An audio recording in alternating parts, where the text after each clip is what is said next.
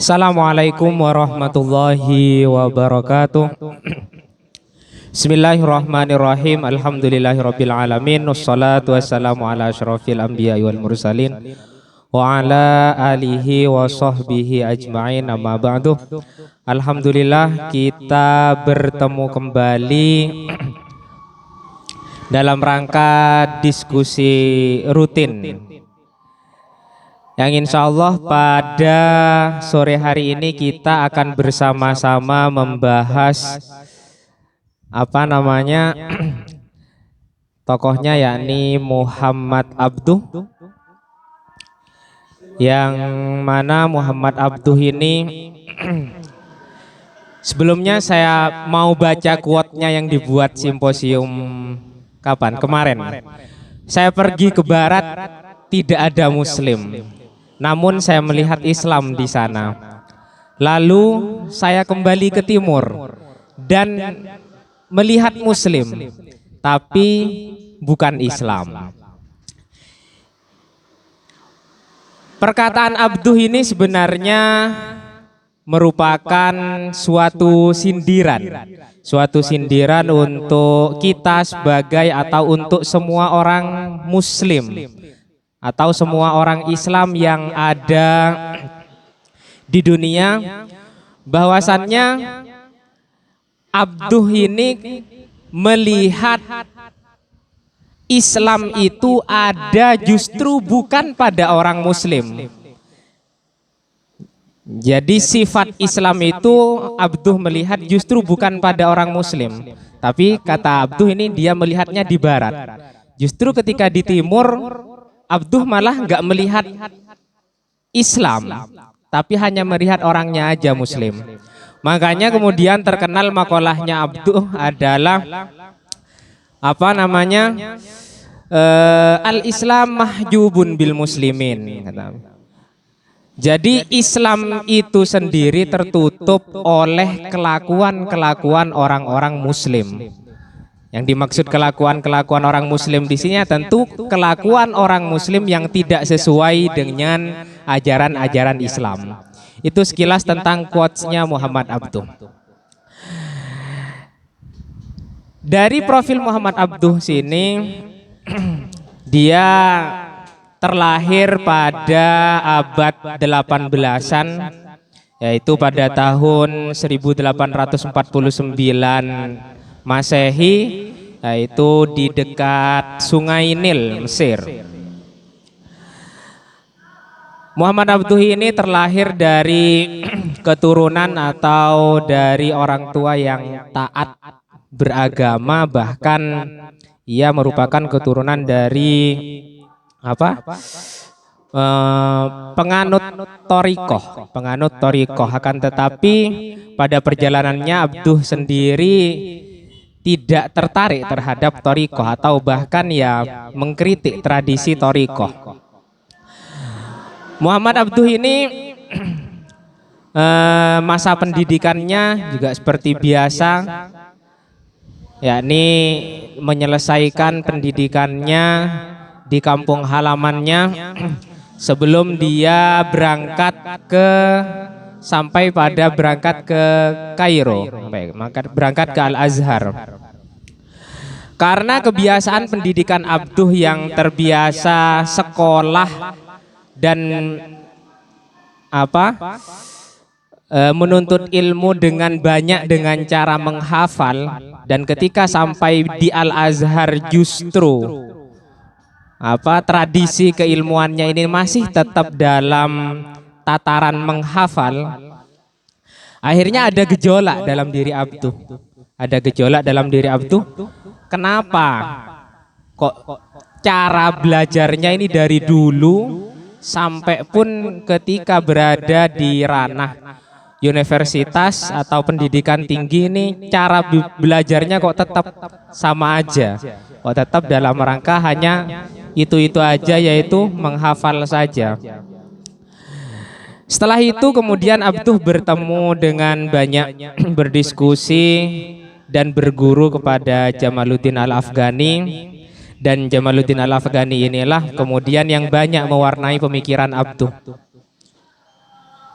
banyak mewarnai pemikiran Abduh sehingga Abduh sendiri banyak tambah mengkritisi segala sesuatu yang menurut dia tidak cocok dan tidak pas. Karena Abduh sendiri ini belajar juga banyak filsafat kepada Jamaluddin Al-Afghani ini. Selain itu memang karena Jamaluddin Al-Afghani sendiri kan memang terkenal sebagai mujtahid.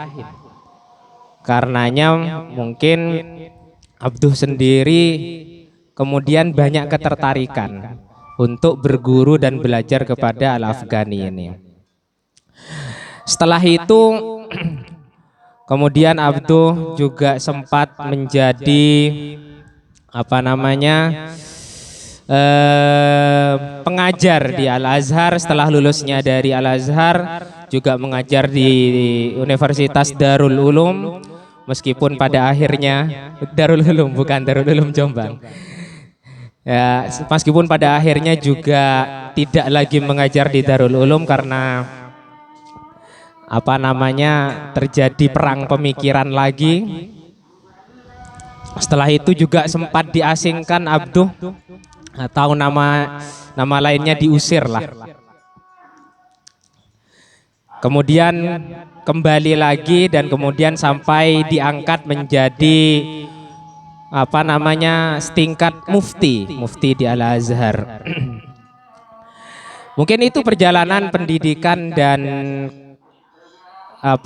biografi Abduh. Sedangkan pada tataran pemikirannya sendiri, sebenarnya Abduh ini banyak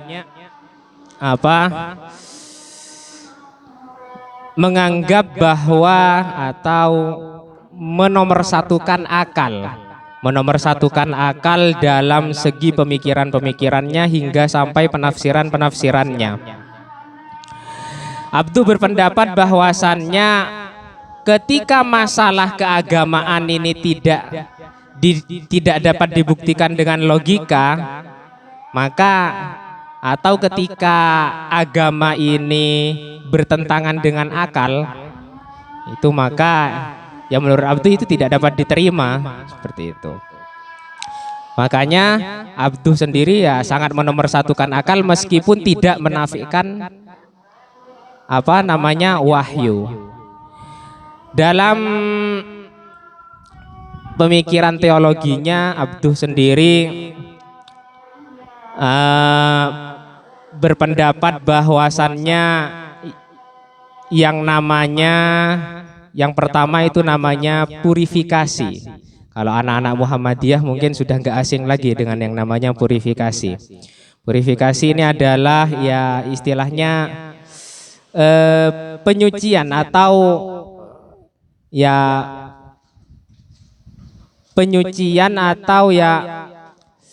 menyesuaikan bahasa kembali lagi ke Al-Quran dan hadis kayak gitu. Jadi purifikasi ini makanya sangat menentang yang namanya TBC ya. TBC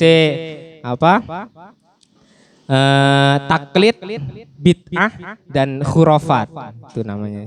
Makanya purifikasi, pemurnian kembali terhadap ajaran Islam, yaitu dengan cara kembali kepada Al-Quran dan hadis. Sedangkan yang kedua, Abduh ini juga berpendapat bahwasannya perlunya reformasi. Karena pengalaman Abduh ketika belajar dan mengajar itu lebih banyak hanya kepada tataran menghafal saja tanpa ada critical thinking atau berpikir kritis. Makanya Abduh ini berpendapat bahwasannya perlunya reformasi, terutama reformasi yaitu pada bidang pendidikan. Nah, jadi Abduh berpendapat bahwasannya sudah nggak zaman yang namanya pembelajaran dengan menggunakan menghafal itu tadi. Selain itu, Abduh juga berpendapat bahwasannya harus kembali digalakkan yaitu pembelaan terhadap Islam. Jadi sudah nggak ada tempat lagi bagi Abduh untuk paham-paham ateis atau anti agama yang ada di misalnya di Eropa dan sebagainya. Seperti itu. Karya-karya Abduh sebenarnya sangat banyak, meskipun sangat banyak, meskipun ya itu ada yang hanya dibuat bersamaan, misalnya dengan yang terkenal adalah tafsir Al-Manar yang dibuat bersama dengan muridnya. Jadi Abduh ini hanya membuat tafsir beberapa surat saja, kemudian dilanjutkan oleh muridnya yaitu Rasyid Ridho. Ya, ceritanya ya mirip-mirip sama tafsir Jalalain lah. Tafsir Jalalain juga dibuat oleh sepasang guru dan murid. Sehingga tafsir Al-Manar ini juga dibuat oleh sepasang guru dan murid, yaitu Muhammad Abduh dan Rasyid Ridho. Seperti itu. Sedangkan dalam corak tafsirnya, memang corak tafsirnya Muhammad Abduh ini ada sebagian juga terdapat ya tafsir birro'yihnya juga. Misalnya dalam Abduh dalam menafsirkan ayat-ayat poligami. Ayat-ayat poligami di sini Abduh berpendapat bahwasannya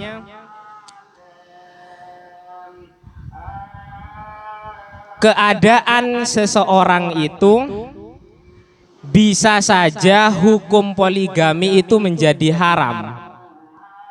Atau ya bahkan menurut Abduh poligami itu merupakan sesuatu yang haram. Karena Muhammad Abduh menganggap bahwasannya untuk adil itu tidak mungkin. Karena disebutkan dalam Al-Qur'an ya An-Nisa ayat 125 itu, walantastati anta'adilu bainan nisa'i walau harastum. Ya gak mungkin, udah gak bisa melakukan keadilan antara wanita, karena kecondongan perasaan itu pasti ada. Kecondongan perasaan terhadap salah satu wanita itu pasti ada. Oleh karena itu makanya Abduh menganggap bahwasannya berpoligami itu haram, karena ketidakmungkinan berlaku adil ini.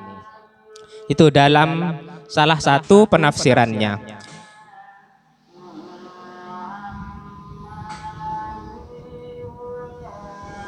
Seperti itu. Selain itu, pemikiran-pemikiran Abduh ini juga banyak mempengaruhi misalnya di Indonesia yang diakui sendiri misalnya oleh tokoh-tokoh Muhammadiyah. Menurut Pak Dawam Raharjo itu memang Muhammadiyah didirikan ya gara-gara ya adanya pemikiran dari Muhammad Abduh. Makanya Muhammadiyah ini juga yang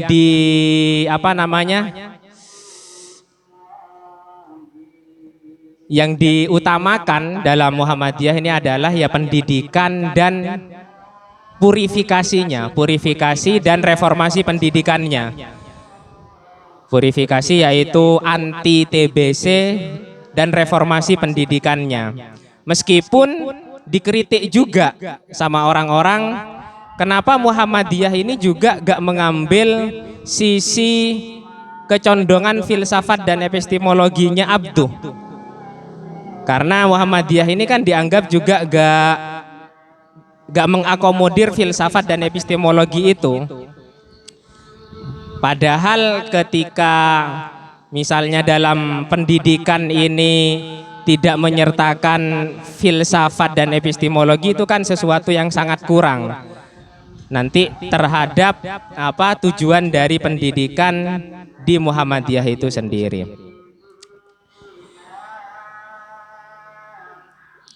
Terus apalagi ya?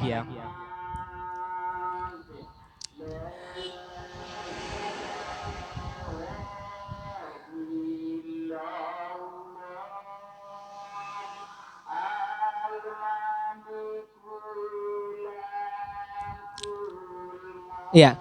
Selain itu Abduh juga banyak apa namanya setengah tidak menampakkan bahwa yang gak ingin ya karena tadi adalah purifikasi, yaitu kembali kepada Al-Quran dan hadis. Abduh ini sangat menentang perilaku taklid. Perilaku taklid yaitu yang masih apa?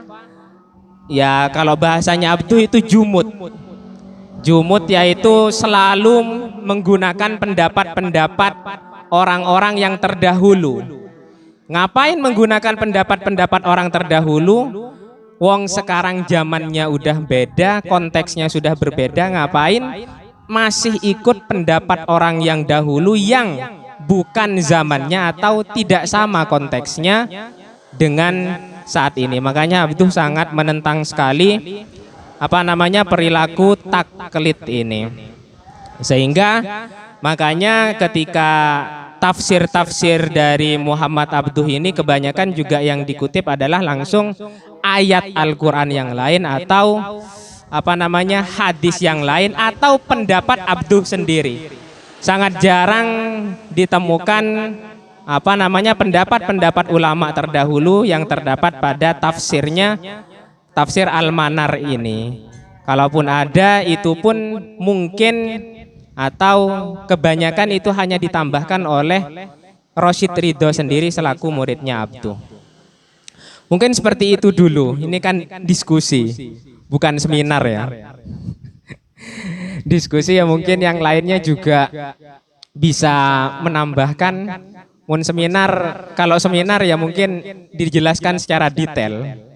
Ya, seminar ya belajar. Karena ini diskusi, ya mohon masukan dari yang lain. Mungkin karena di sini ada pakar tafsir, ada pakar studi Islam, dan pakar-pakar yang lainnya, ada pakar. Ya mungkin seperti itu dulu, saya persilahkan.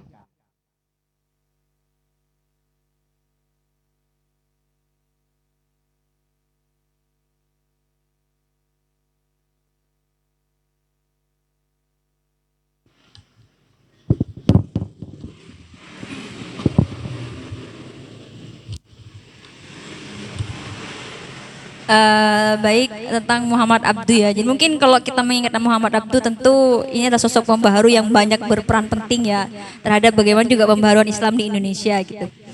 Eh, Indonesia, ya, Indonesia. Yang saya juga ingat bahwa salah satu yang memberikan pembaharuan yang di Mesir, di Mesir kan terutama Al-Azhar itu sangat jumur sekali, terutama dalam bagaimana ia menghadirkan sebuah pemikiran-pemikiran yang di luar taklid, misalnya bagaimana ia memutus rantai keterhubungan pemikiran-pemikiran di masa lalu, itu sangat susah sekali terutama di Al-Azhar yang saya tahu seperti itu.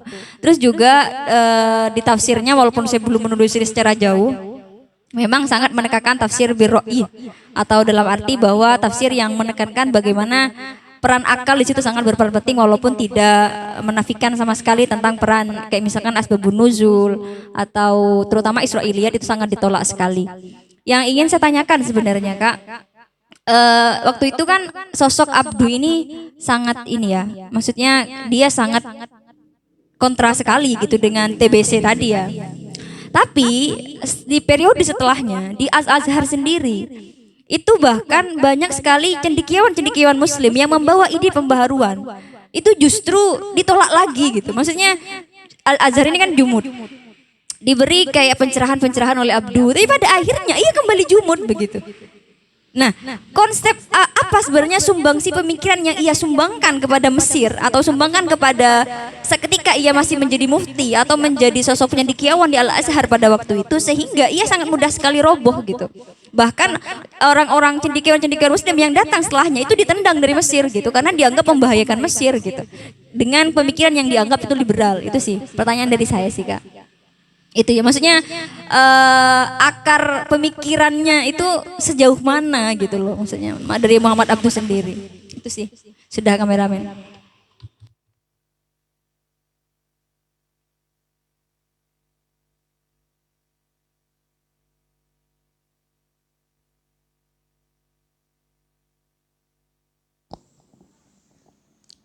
Ya.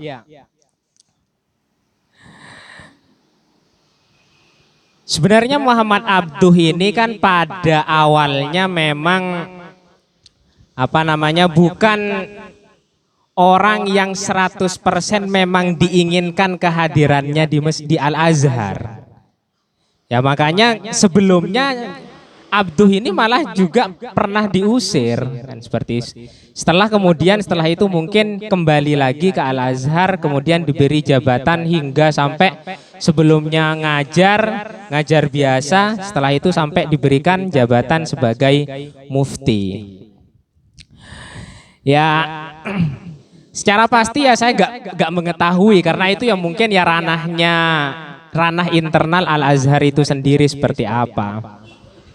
Ya, mungkin bahasanya ranah politik kampus kayak gitu.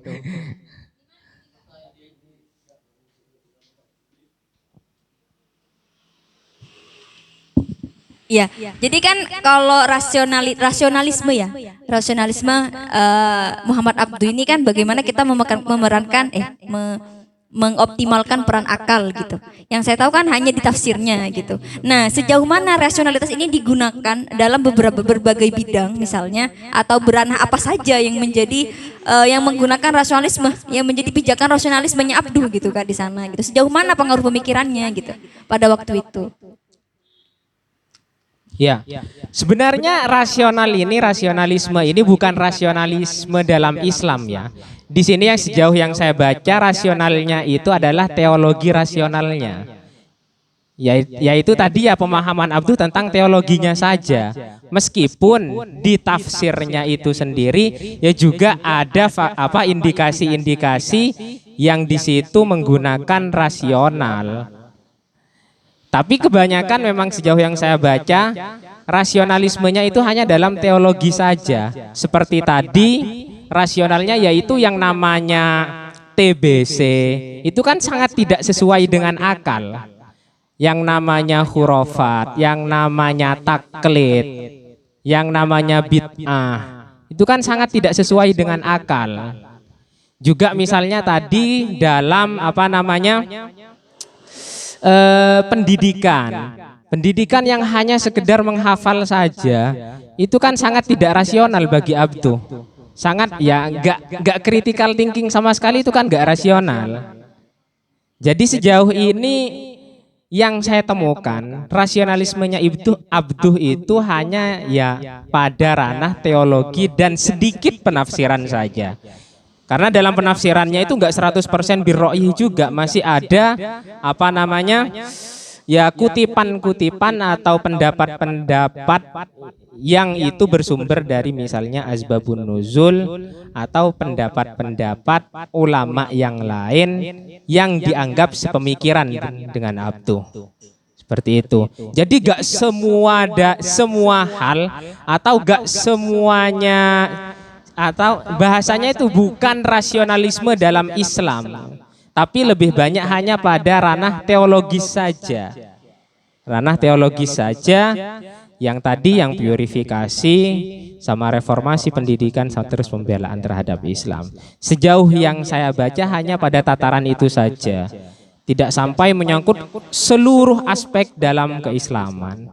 Seperti itu. Ya mungkin karena faktor itu juga mungkin kemudian mengapa ya akhirnya Abduh sendiri atau bahkan pemikiran Abduh sendiri tidak bertahan lama di Mesir atau di Al-Azhar. Ya karena kita ketahui kan juga tokoh-tokoh atau cendekiawan di Al-Azhar ini sendiri kan yang berseberangan teologinya dengan teologi Abduh itu kan sangat lebih banyak daripada orang-orang yang berpikiran teologis seperti Abduh ini sendiri. Seperti itu. Makanya ya hingga saat ini pun Al-Azhar masih berpegang teguh pada pendidikan yang seperti itu. Pendidikannya masih hanya sebatas ya ujian, menghafal dan lain sebagainya. Sejauh yang saya tahu nggak ada penulisan skripsi, tapi nggak tahu kalau sekarang sudah ada atau belum. Yang saya tahu ketika akan naik semester itu hanya ujian, ketika ujiannya sampai pada target maka akan naik pada semester selanjutnya, kan tetapi ketika tidak sampai pada target penilaian tersebut akan tetap tinggal dan mengulang pada semester itu sendiri. Mungkin seperti itu.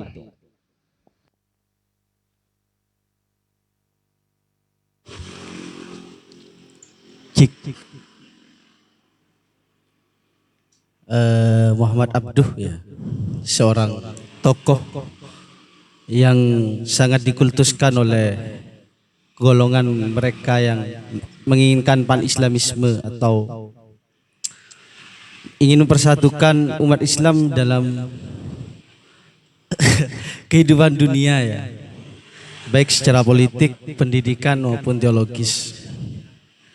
Yang menarik kayak gini sebenarnya, Muhammad Abduh ini secara genealogi keguruan kan dipengaruhi oleh Jamaluddin Al-Afghani.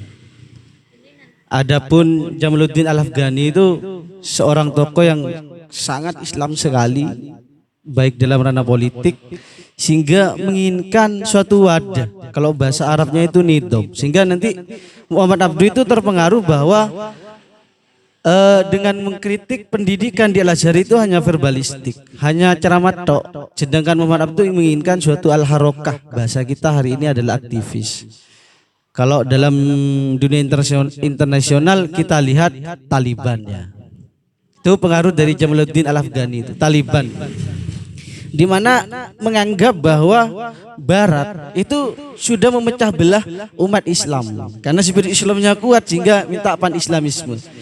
Cuma yang saya tahu ya, selama saya otak-atik beberapa kitab buku keislaman sampai pada pembaharuan di Jawa, Islam di Jawa, itu ada nanti kitab di Cirebon itu namanya Al-Falsafatul Jurumiyah. Itu filsafat Jurumiyah atau kita kenal dengan Nahu Kolbi. Artinya berbicara nahu tapi menyangkut pautkan dengan hati seseorang hamba untuk mendekat pada Tuhan, ini ranah teologis.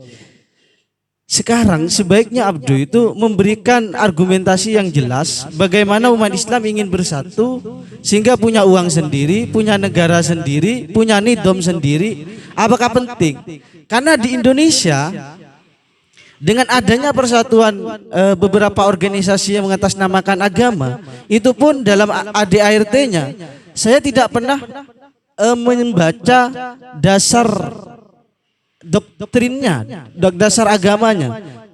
Bukan saya mau bawa-bawa satu organisasi mahasiswa Islam ya, enggak ya. Jadi bagaimana Muhammad Abduh melakukan rasionalisasi dalam satu teks dalil baik hadis maupun Quran itu jika pun ada, sehingga dia sangat berpengaruh terhadap Jamaluddin Al-Afghani, sehingga kalau mau buat komunitas harus Islam misal, kalau mau buat negara harus Islam misal. Itu kan gimana cara merasionalkan seperti itu, sedangkan sekalipun saya belum menemukan hanya satu teks, itu pun bukan hadis tapi perkataan Sayyidina Umar bahwa umat Islam itu harus memiliki suatu bendera, cuma misal, tapi benderanya pun gak jelas tafsirnya seperti apa bendera itu organisasi ataupun komunitas ataupun negara. Sehingga mengapa Muhammad Abduh yang sangat cemerlang dalam berpikir modern kok masih terpengaruh dengan Jamaluddin Al-Afghani yang menginginkan pan-islamisme, sedangkan itu kalau dibenturkan dalam dunia tokoh-tokoh Islam yang lain, itu kan tidak mungkin. Sesuai dengan teks hadis bahwa sekarang ini bukan masanya lagi berbicara khilafah, kan seperti itu. Kecuali Imam Mahdi nanti kan teksnya kan seakan-akan seperti itu yang dibawa oleh kaum-kaum Islamis lah. Itu nanti akan mempengaruhi, bisa mendobrak pola pikir saya, sehingga membuat alasan, misal nanti kan ini ada teman-teman mahasiswa ini backgroundnya adalah Islam semua dan bergelut di dalam keorganisasian Islam. Kira-kira ada enggak doktrin yang menganjurkan bahwa umat Islam itu harus membuat suatu organisasi seperti katakan mahasiswa Islam misal, Kan itu juga dipengaruhi dari suatu pan-islamisme, membawa spirit agama. Kan seperti itu. Kenapa kalau kita bicara Eropa, yang terkenal kan tidak organisasi keagamaannya, tapi organisasi sosialnya, kayak Live All Foundation misal. Itu kan berbicara humanity, kemanusiaan, toleransi dan sosial. Peran dalam pemikiran Muhammad Abduh di Indonesia itu sangat sekali sampai hari ini menjadi pisau analisis berbagai tokoh yang menginginkan spirit keislaman. Katakanlah NII dulu, atau kloni-kloninya yang pecah-pecah sampai ke mahasiswanya ya, HTI misal, itu kan juga berpengaruh terhadap pisau analisis yang diberikan oleh Jamaluddin Al-Afghani yang sangat dikagumi sekali oleh Muhammad Abduh. Nah, setidaknya rasionalisasinya itu seperti apa? Kok bisa ada seperti ini? Selama saya bergelut dalam agama Islam, mencari teks-teks itu gak ada anjuran untuk membuat suatu negara Islam, membuat komunitas Islam gak ada anjuran. Maka yang ada anjuran seperti kemarin itu, yang bahwa manusia itu umat yang satu, kan kayak gitu. Sesuai pemikiran siapa kemarin? Al-Faruqi kan, yang mencoba mengotak-atik dengan rasionalnya, memahami kebenaran yang universal. Itu yang ingin saya utarakan ya, mungkin nanti diselatankan oleh teman-teman.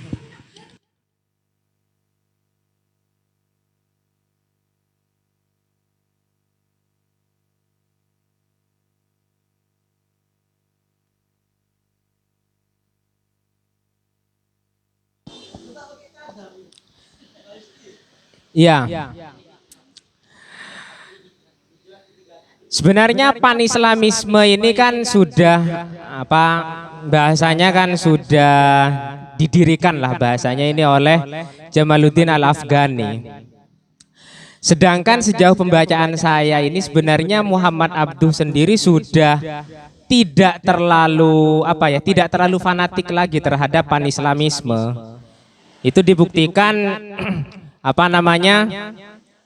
oleh pemikiran-pemikiran Abduh yang tidak yang gak mewajibkan atau gak menyerukan untuk bersatunya orang-orang Islam atau komunitas-komunitas Islam. Makanya yang didengung-dengungkan Abduh ya hanya banyak tentang pemikiran-pemikiran teologisnya saja.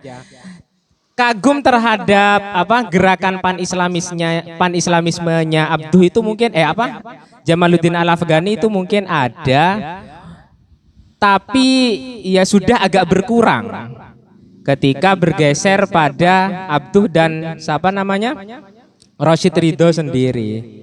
Itu. Kenapa komunitas-komunitas atau bahkan organisasi-organisasi termasuk ingin mendirikan negara misalnya sangat digandrungi oleh orang-orang misalnya Islam. Ya kalau kita nyari kepada dalil untuk mendirikan suatu komunitas atau mendirikan negara lah misalnya, ya tentu mungkin kita nggak akan menemukan dalil untuk didirikannya negara Islam misalnya, atau dalil didirikannya komunitas Islam, mungkin nggak ada. Akan tetapi ya kita semua mengetahui bahwasannya dalil atau segala sesuatu ketika dilakukan bersama-sama itu akan lebih mudah, itu kan ada dalilnya. Memang dari segi implisit mengarah kepada suatu organisasi atau bahkan negara mungkin ya gak terungkapkan, akan tetapi ketika kita mengerjakan sesuatu secara bersama-sama itu kan ada dalilnya. Jadi mungkin itu ditafsirkan oleh orang-orang yang menginginkan pendirian organisasi atau bahkan mendirikan negara itu ya sebagai suatu dalil mungkin untuk jika segala sesuatu yang dilakukan secara bersama-sama itu akan memudahkan tujuannya, mungkin seperti itu. Jadi untuk pan-islamismenya sendiri, pan-islamismenya Jamaluddin Al-Afghani itu memang sedikit berkurang meskipun yaitu akar-akarnya itu masih ada pada pengikut-pengikutnya Abduh bahkan Rashid Ridho itu sendiri. Seperti itu. Mungkin seperti itu.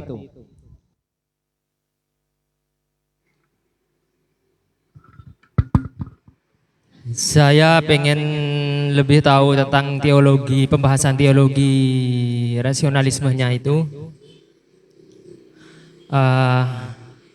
Pengen mungkin bisa menjelaskan lebih mendalam bagaimana Abduh merumuskan ya mungkin atau membuat kerangka sehingga teologi sesuatu yang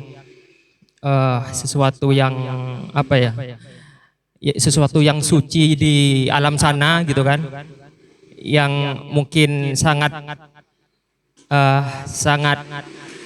resisten sekali untuk dikorek gitu kan, karena sesuatu yang transenden.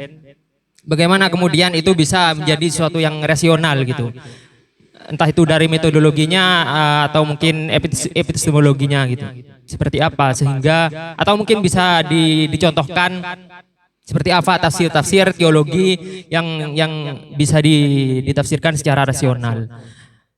Karena menurut saya secara pribadi mungkin juga batas-batasnya ya. Karena menurut saya pribadi ketika tidak ada batasnya teologi dirasionalkan itu akan menurunkan nilai eksistensi ketuhanan itu sendiri menurut saya. Karena dari akarnya itu sudah berbeda gitu. Wahyu itu kan sesuatu yang abstrak, transenden dan apa ya, yang jauh berada di alam sana kemudian dirasionalkan, sehingga saya kira ketika harus ada batasan gitu, atau mungkin apakah 100% dirasionalkan gitu, makanya mungkin lebih baik mungkin kalau ada contohnya gitu, itu akan ketika 100% dirasionalkan semua itu akan menurunkan nilai-nilai ketuhanan itu sendiri gitu, eksistensi ketuhanan itu ya gak ada batasnya, mungkin bakal dirasionalkan semua gitu. Kemudian seperti tadi juga yang pembaruan TBC, saya kira menurut saya Abduh itu sekedar melabelkan saja itu pembaharuan di bidang TBC itu tadi. Karena TBC ini kan gak perlu dirasionalkan gitu ya. Sudah ada produk fikihnya dari dulu, sudah ada sebelum berabad-abad jauh sebelum Abduh sudah ada. TBC itu harus benar-benar dalam fikih dijauhkan. Saya kira cuma memang kurang digencarkan dakwahnya saja gitu. Produknya fikih sudah ada dari zaman-zaman dahulu kala gitu, nggak perlu ini hasil rasionalnya Abduh kemudian TBC diberantas semua aja, itu kan sudah zaman dulu sudah ada. Termasuk kaum tradisionalis Islam tradisionalis itu kan juga sebenarnya ingin memberantas TBC juga, cuman nggak begitu apa ya, nggak begitu ya seperti Islamis yang modernis kan ini ya, TBC itu selalu diwar-war gitu kan. Cuman kan sebenarnya Islam tradisionalis ini kan juga mengusung itu juga, cuman ya dengan cara-cara yang lain gitu. Jadi penggunaan label TBC dengan cara rasional itu sesuatu yang usang, cuman Abduh menggunakan labelnya, mengubah labelnya aja. Kalau dalam istilah ekonomi itu kan di rebranding gitu ya, di branding ulang gitu. Gitu saja Ji. Mungkin seperti apa pendapatnya pemantik?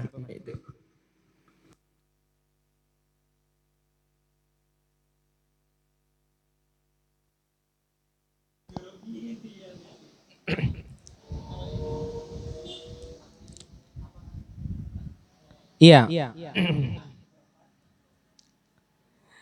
Sebenarnya kan ketika kalau mengatakan ya penemuan Abduh atau ya rasionalnya Abduh ini dianggap usang, ya memang segala ilmu kan sebenarnya tetap ada pemikiran-pemikiran pendahulunya, entah itu yang melatar belakangi atau ya mungkin sebagian sudah dibahas oleh para pendahulunya. Cuma kan ketika sudah dirumuskan oleh Abduh di sini kan sudah anggaplah sudah dipatenkan lah bahasanya oleh Abduh. Ya pokoknya menurut Abduh itu ada 3. Ada purifikasi, ada reformasi pendidikan, dan itu pembelaan terhadap agama. Ya memang dari dulu memang itu sudah ada. Cuma mungkin masih tersebar mungkin. Masih ya hanya sebagai ya pendapat-pendapat ya yang belum ada gerakannya, sehingga mungkin oleh Abduh dirumuskan sehingga menjadi sesuatu yang baru. Ya sama seperti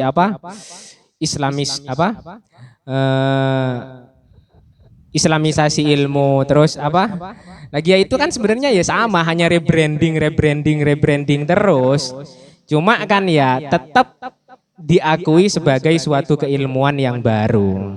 Ya mungkin sama dengan produknya Abduh ini, sebelumnya sudah ada, cuma ya dirumuskan dan disatukan menjadi suatu rumusan yang kemudian banyak pengikutnya dan mengaku mendapatkan pembaruan ini ya dari Abduh, bukan dari ulama-ulama yang sebelumnya telah menjelaskan, meskipun sama-sama sudah dijelaskan. Tapi pengakuan para orang-orang yang melaksanakan pembaharuan ini bahwa mereka mendapatkan pembaharuan ini ya dari Abduh, bukan dari ulama-ulama sebelumnya.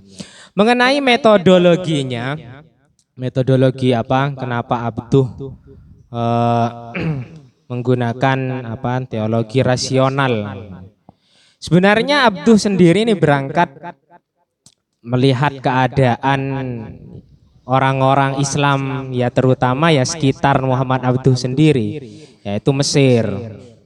Ya, Abduh ini berpendapat bahwasannya orang-orang sana atau pebelajar-pebelajar di Mesir ini, entah juga termasuk mungkin ulama-ulama di Mesir ini, bagi Abduh mungkin masih terkesan jumud.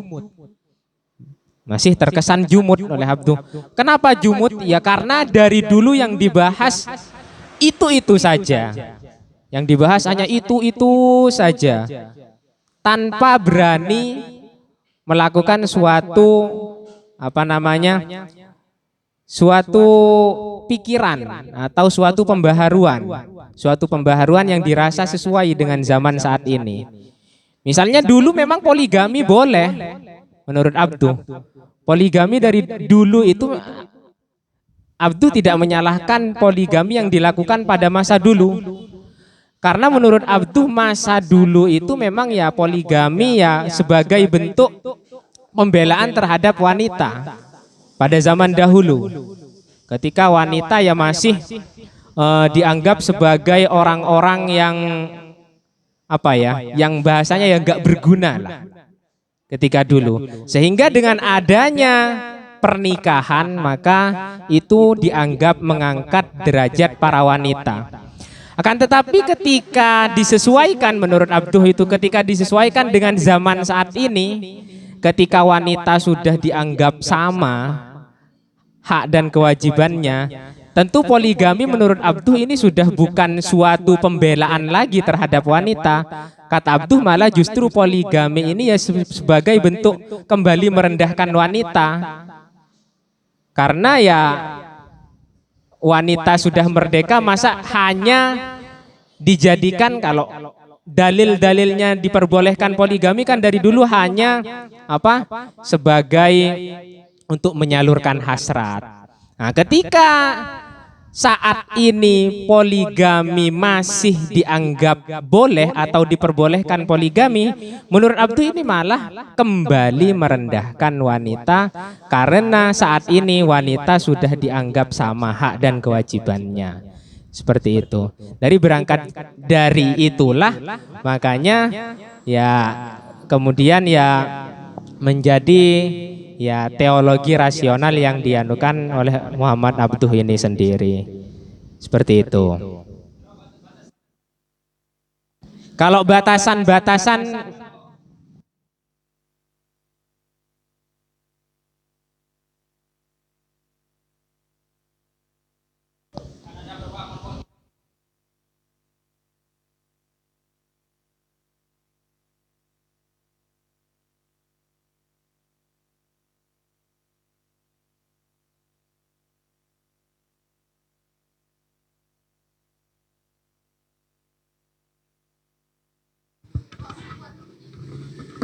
Alam semesta ini kodim.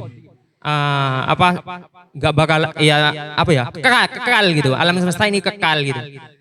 Nah saya kira juga nggak segitu jauh juga kan ya, merasionalkan teologi itu seperti itu. Nah batasannya itu sampai seperti apa gitu. Seperti kalau Abduh dalam hal teologi suatu ketuhanan yang transenden semacam itulah gitu.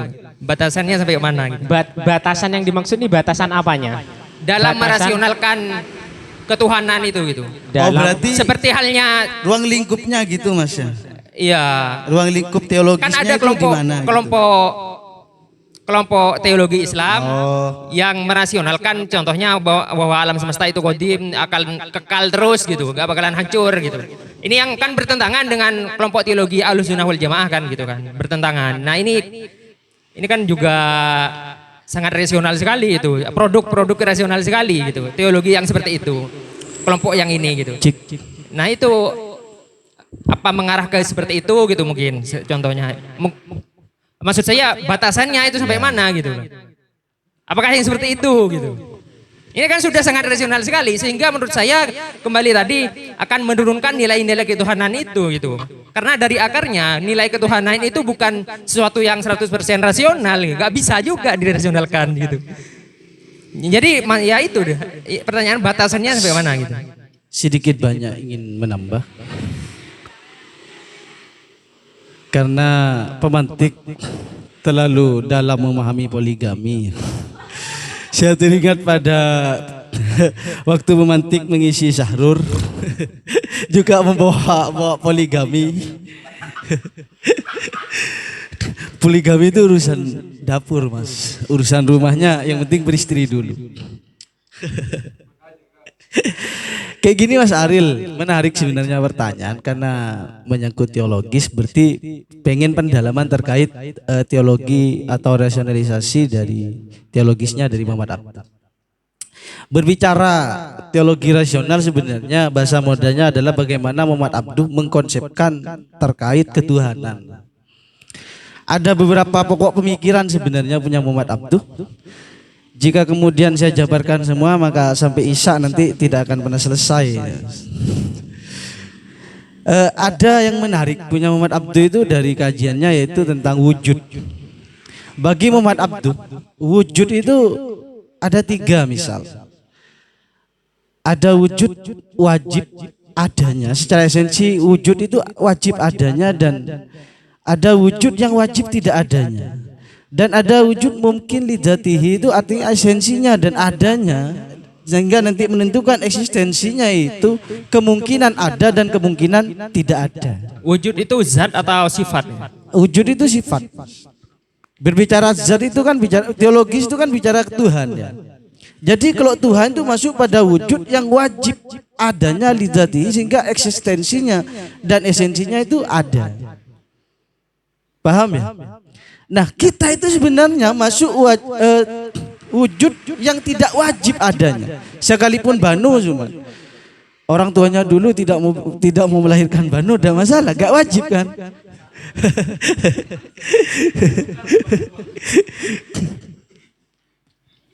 Itu terkait pemikiran wujud ataupun berbicara ontologis misalnya. cara filsafatnya, dari pemikirannya. Nah, ada yang mungkin adanya dan tidak adanya itu biasanya melalui kausalitas sebab, Mas. Ada api karena ada asap karena ada api. Asap itu tidak ada secara sejatinya. Paham kan? Nah, api itu dan asap tidak wajib adanya disebabkan oleh api, karena banyak api yang tidak berasap, pakai gas misal, ya kan? Paham? Ini permainan rasional dalam ranah teologis. Memahami misal la ilaha artinya tidak ada, semuanya ini tidak ada. Kita itu tidak ada. Makanya nanti dalam konsep alamnya Muhammad Abduh itu memahami realitas dunia itu dualisme, jiwa dan jasad. Jiwa itu kekal dan jasad itu hancur. Dalam konsep teologisnya, jasad, materi itu esensinya, hakikatnya itu tidak ada. Mbak Winda gak ada. Semua ini gak ada, la ilaha itu gak ada. Kenapa? Karena ada yang mewajibkan ada wajib adat itu ada, kan ada Allah maka kita ada. Rasionalnya kan kayak gitu. Kalau dalil aklinya kan bagaimana cara membuktikan Tuhan? Adanya alam misalnya kan. Kenapa? Karena alam ini gak ada. Kenapa? Tolak ukur keberadaan lah. Itu nanti bisa pakai, Anda milih mau pakai, kalau pakai punya Muhammad Abduh maka pakai secara keislaman. Apa itu wujud? Jadi tidak lagi nanti berbicara positivistik, bicara rasionalisme, bicara empirisme, enggak bicara itu lagi, tapi pakai pisau analisis keislaman. Minimal 3 yang harus Anda pahami ketika mau mencari pengukur keberadaan, burhani, irfani, dan bayani. Itu 3, itu pahami filsafat Islam. Kalau bicara teologis biar ada sekatnya, karena nanti bisa hancur. Pisau analisis filsafat barat digunakan mengukur keadaan dalam dunia filsafat Islam misal. Itu minimal 3, burhani, bayani, dan apa tadi kata saya? Bayani. Lah itu nanti baru bisa memahami wujud. Misal burhani, nanti ya bisa, mungkin Mbak Winda pernah saya ajarkan tentang 3 ini dan yang lain ya mungkin sudah saya paparkan ya, ini selesai di sini ya. Setelah ukur seperti itu gak perlu dipertanyakan. Nah, berbicara alam ya ini teologis, Mas. Jiwa ini pendekatan secara psikologis, anggaplah bahasa takut gak paham Pak Fakih ini ya. Mental itu akan tetap ada karena ini abadi, Mas. Akan dibawa pada alam yang sebenarnya. Makanya keyakinan Muhammad Abduh melalui rasional, melalui pemikirannya bahwa akhirat itu adalah keabadian yang dikekalkan oleh yang maha kekal. Artinya, tapi jasad itu hancur, berpisah nanti. Kan memahami, karena kalau dalam dunia filsafat kan Muhammad Abduh ini penganut paham yang dualisme tadi, bahwa manusia itu terdiri dari 2, antara ruh dan tubuh, misal jiwa dan tubuh. Itu manusia dan jiwanya. Dari sini mungkin paham sudah ya. Nah, nanti coba Pak Winda jelaskan apa burhani, irfani, dan bayani. Ini nanti bisa digunakan pisau analogis, pisau analisis dalam berpikir, mengukur keadaan atau wujud itu sendiri menggunakan ini. Harus dijelaskan.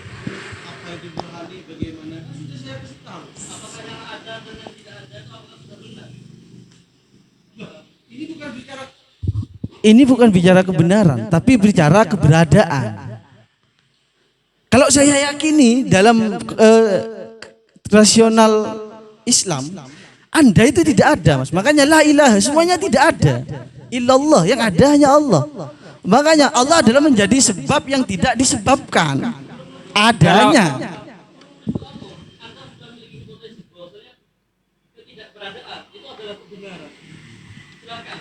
Loh, ini berbicara ontologis, bukan bicara kebenaran. Intinya untuk mengukur adanya Tuhan itu adalah dengan adanya kita. Kenapa?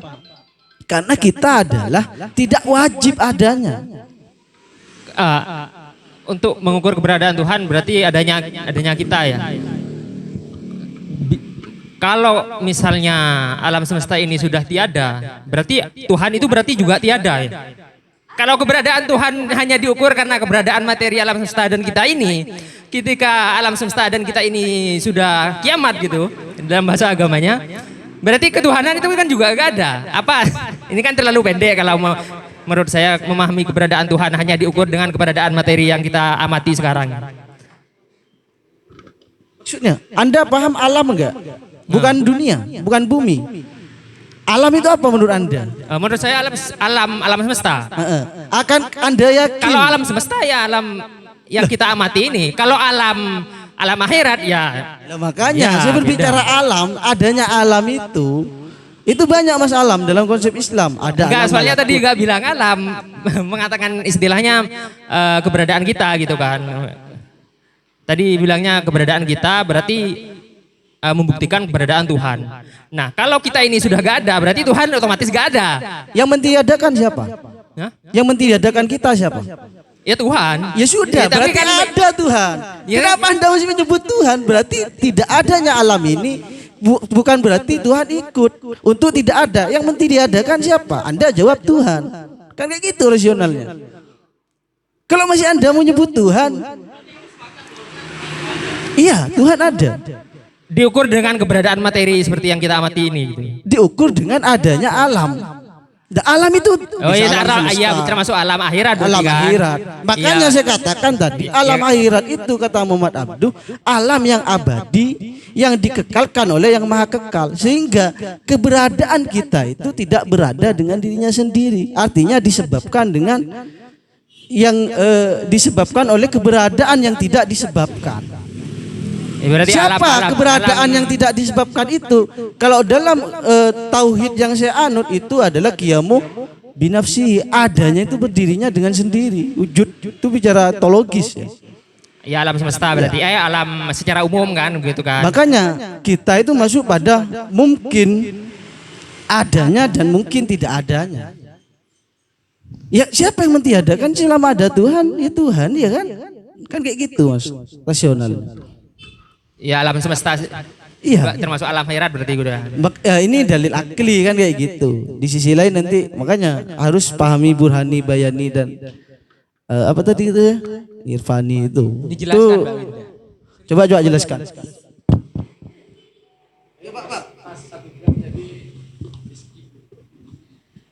Baik ya, sebenarnya kemarin ini sudah pernah dikaji ya, entah saya lupa pemikirannya siapa tentang Bayani, Burhani, Irfani. Cuman secara garis besar, kalau Bayani itu disandarkan kepada teks gitu. Tapi kalau Burhani itu kepada akal, sedangkan Irfani itu lebih kepada tasawuf gitu. Jadi kalau kita misalkan di Mesir itu lebih ke Bayani karena mereka menyandarkan semuanya kepada teks.